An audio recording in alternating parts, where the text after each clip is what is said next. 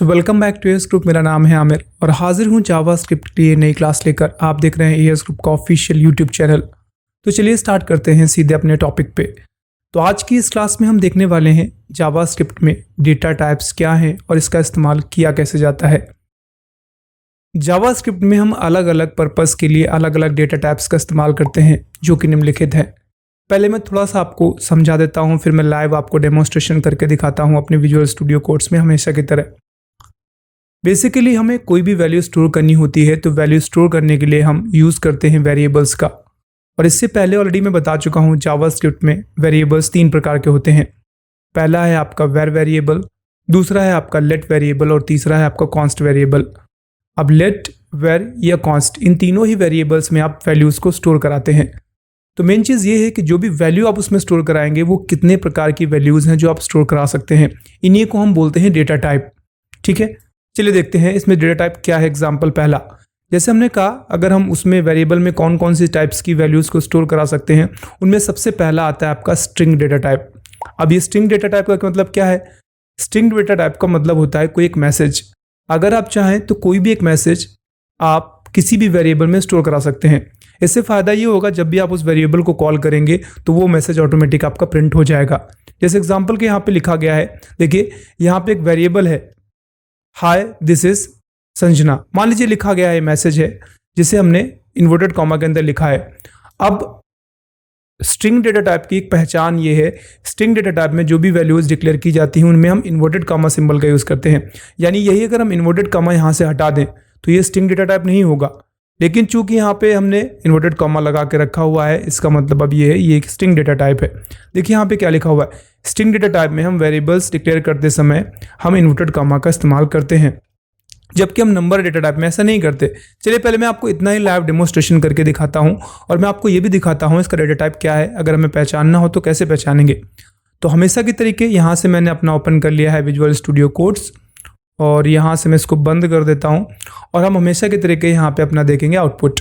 चलिए तो यहाँ से देखेंगे, अभी तो फिलहाल स्क्रिप्ट टैग लगाया हुआ है और कुछ भी हमने इसके अंदर स्टोर नहीं किया। अब हम सबसे पहले एक वेरिएबल स्टोर कराते हैं। मान लीजिए वेरिएबल डिक्लेयर करते हैं वेरिएबल ए।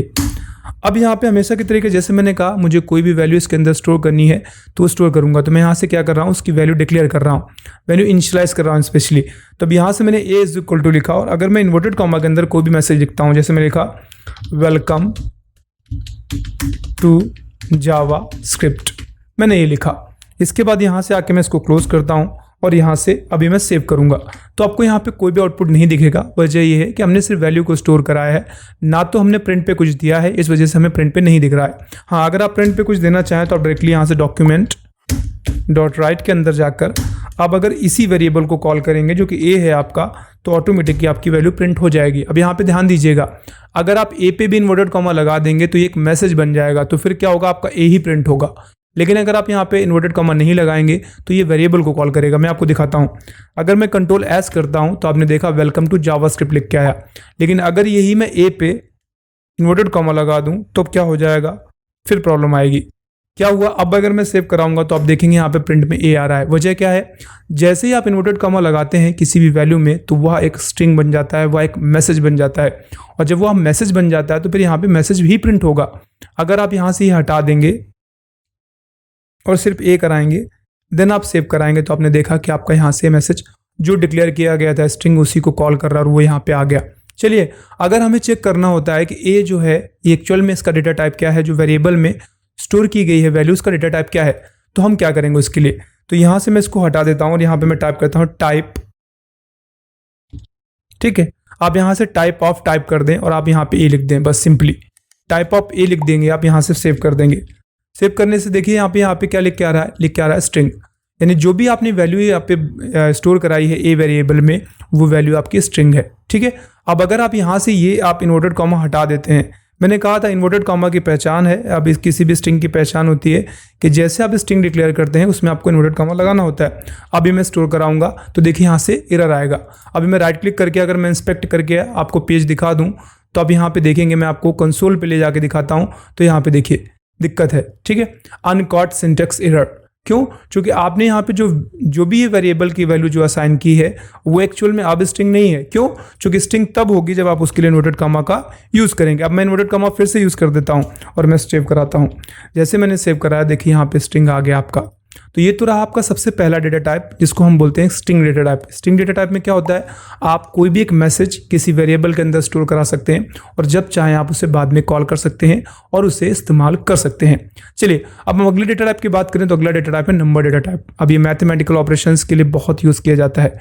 लिखा है नंबर डेटा टाइप में हम न्यूमेरिक अंकों को इस्तेमाल नहीं करते, जिन्हें हम यानी न्यूमेरिक अंकों का इस्तेमाल करते हैं। इनफैक्ट नहीं, मैंने बाय मिस्टेक बोल दिया, जिनमें हम ये सिंबल नहीं यूज़ करते। चलिए देखते हैं। जैसे यहाँ पर देखें, एक वेरिएबल नम है 4 और एक वेरिएबल नंबर 2 भी है और बाद में हमने दोनों को जोड़ दिया है। ठीक है, तो जो न्यूमेरिक संख्याएं होंगी वो ऑब्वियस सी बात है कि आपस में जुड़ेंगी और रिजल्ट देंगी। अगर आप दो मैसेजेस को जोड़ेंगे तो वो कैसे जुड़ेंगे आपस में? जैसे अगर मैं कहूँ 4, अभी मैं आपको करके दिखाता हूँ डेमोन्स्ट्रेशन में क्या फ़र्क आएगा। चलिए, तो मैं फिलहाल क्या करता हूँ, मैं इतने इस डेटा को यहाँ से इसको मैं हटा देता हूं।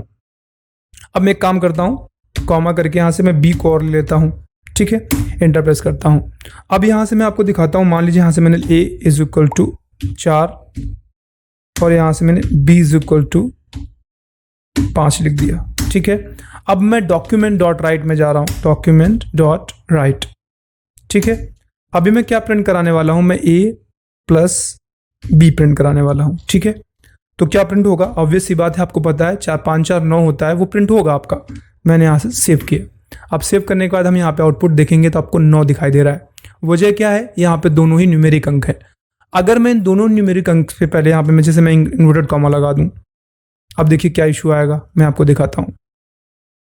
अब ये मैसेज बन जाएंगे, ऑब्वियस सी बात है। जैसे ए और ए हो गया, अभी आप उनको जोड़ेंगे तो डबल ए बन जाता है, ये वैसे ही काम करेगा। अब देखिए मैं सेव करता हूँ, तब यहाँ के 45 आ रहा है। वजह क्या है? 4 भी एक मैसेज है, जैसे मैं अमित कह सकता हूँ, और 5 भी एक मैसेज है। तो ये दोनों अब यहाँ पर न्यूमेरिक अंक नहीं बचे, ये स्ट्रिंग हो गए। इस वजह से आपस में मैथमेटिकल ऑपरेशन नहीं कर रहे हैं। ठीक है, आपस में जुड़ तो रहे हैं लेकिन इस तरीके से। लेकिन अगर आप वही चीज़ यहाँ से आप इसको हटा देते हैं और अब आपके बन गए न्यूमेरिक अंक्स। ठीक है, अभी मैं सेव कराऊंगा तो आपने देखा यहाँ पे 9 आ गया। हाँ, अगर आप चाहें तो किसी का भी डेटा टाइप चेक कर सकते हैं, जैसे मैं चेक करता हूँ हमेशा। तो मैं यहाँ से हटाता हूँ और मैं टाइप ऑफ चेक करूँगा। मान लीजिए मैं यहाँ से ए का चेक करता हूँ और सेव करता हूँ, नंबर डेटा टाइप है। ठीक है, अब बी का चेक कर लीजिए, सेव करता हूँ। देखिए ये भी नंबर डेटा टाइप है। अब हम दोनों का चेक करते हैं। ठीक है, ए का भी और बी का भी। तो यहाँ से मैं पहले क्या करता हूँ, ये कर देता हूँ। ठीक है, एक को मैं स्ट्रिंग में कन्वर्ट करता हूँ और एक को मैं नंबर में रहने देता हूँ। चलिए, अब यहाँ से ये आ गया आपका। ठीक है, मैंने यहाँ से कॉमा किया और इसके बाद मैं BR टैग लगा रहा हूँ। ठीक है, जानबूझ के एंड चेंज करूँगा क्योंकि अब मैं टाइप ऑफ ए भी देखूंगा और टाइप ऑफ बी भी देखूंगा। ये देखा। ठीक है, और यहाँ से आएगा इसके बाद। अब मैं चेक करूँगा टाइप ऑफ बी। चलिए अब देखते हैं दोनों का। देखिए अब यहाँ पर हमने इस तरीके से जैसे देखा, आपने कहा एक स्ट्रिंग है और दूसरा नंबर है। अब स्ट्रिंग कौन सा वाला है? तो देखिए 4 स्ट्रिंग है और 5 एक नंबर है। ठीक है, होप सो आपको समझ आया होगा कि अगर नंबर्स को हम आपस में मैथमेटिकल ऑपरेशन के लिए लेके जाएंगे तो आपस में मैथमेटिकल ऑपरेशन होगा। लेकिन अगर हम स्ट्रिंग को ऑपरेट कराएंगे, ऑपरेशन कराएंगे किसी नंबर के साथ, तो वो नहीं होगा। तो आज की इस क्लास में हमने देखे 2 टाइप्स के डेटा टाइप जो कि इस्तेमाल किए जाते हैं आपके जावास्क्रिप्ट में। अगली क्लास में हम आने वाले और भी जितने भी डेटा टाइप्स हैं सब देखेंगे step by step with examples. आपको ये क्लास पसंद आ रही है तो वीडियो को लाइक कर दिया करिए, चैनल को सब्सक्राइब कर लीजिएगा और साथ ही साथ बेल आइकन पे हिट कर लीजिएगा ताकि जैसे ही कोई भी नया क्लास आए हमारी तरफ से आपको उसका वीडियो मिल जाया करे।